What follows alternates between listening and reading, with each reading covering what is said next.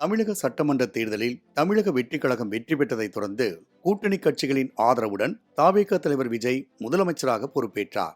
இதைத் தொடர்ந்து தமிழக சட்டமன்றத்தின் தற்காலிக சபாநாயகராக சோழவந்தான் தொகுதி தாவேகா எம்எல்ஏ கருப்பையா பதவியேற்றார். முதலமைச்சர் ஜோசப் விஜயின் ஆட்சியின் கீழ் நடந்த முதல் சட்டப்பேரவை கூட்டத்தில் தமிழகத்தின் 232 தொகுதி எம்எல்ஏக்களும் பதவியேற்றுக் கொண்டனர். இதனிடையே சட்டப்பேரவைக்கான சபாநாயகர் மற்றும் துணை சபாநாயகருக்கான தேர்தல் நாளை நடைபெறுகிறது. இதில் தமிழக வெற்றிக் கழகம் சார்பில் சென்னை 1000 விளக்கு தொகுதியில் நின்று வெற்றி பெற்ற ஜேசிடி பிரபாகர் போட்டியின்றி தேர்வு செய்யப்பட்டுள்ளார். முன்னாள் முதலமைச்சர் எம்ஜிஆர் காலத்தில் இருந்தே அரசியலில் இறங்கியவர் ஜேசிடி பிரபாகர். சென்னையை சேர்ந்த இவர் அதிமுகவில் அமைப்பு செயலாளராக இருந்தார்.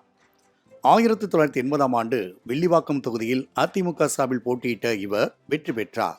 இதையடுத்து 1984, 89 ஆண்டு தேர்தல்களில் வில்லிவாக்கம் தொகுதியில் போட்டியிட்டு வெற்றி வாய்ப்பினை இழந்தார்.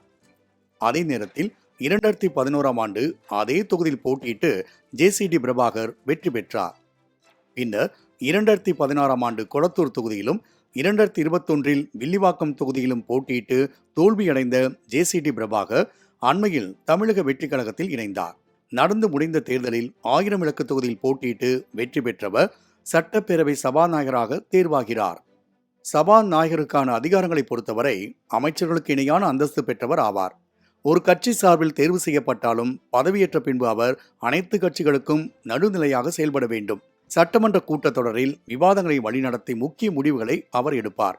யார் பேச வேண்டும், எவ்வளவு நேரம் பேச வேண்டும் என்பதை தீர்மானிக்கும் சபாநாயகர் அரசு கொண்டு வரும் மசோதாக்களை நிறைவேற்றுவதோடு விதிகளை மீறும் உறுப்பினர்களை வெளியே அனுப்பும் அதிகாரங்களையும் பெற்றுள்ளார். நடந்து முடிந்த தேர்தலில் தாவேகா பெரும்பான்மை இல்லாததால் கூட்டணி கட்சிகளின் ஆதரவு கோரியது. ஆனாலும் சட்டமன்றத்தில் பெரும்பான்மை நிரூபிக்க வேண்டிய கடமை தாவேகாவுக்கு உள்ளது. நாளை மறுநாள் தாவேகா தனி பெரும்பான்மை நிரூபிக்க வேண்டும்.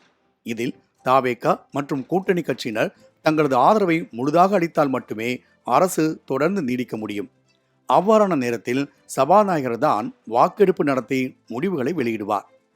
அதிமுக ஆட்சியின் போது ப. தனபால், டி. ஜெயக்குமார், திமுக ஆட்சியின் போது அப்பாவு ஆகியோர் சபாநாயகராக பேரவையை வழிநடத்தினர். அவர்கள் வரிசையில் தாவேகா ஆட்சியில் பொறுப்பேற்கும் ஜேசிடி பிரபாகர் பேரவையை எவ்வாறு வழிநடத்தப் போகிறார்? பொறுத்திருந்து பார்ப்போம்.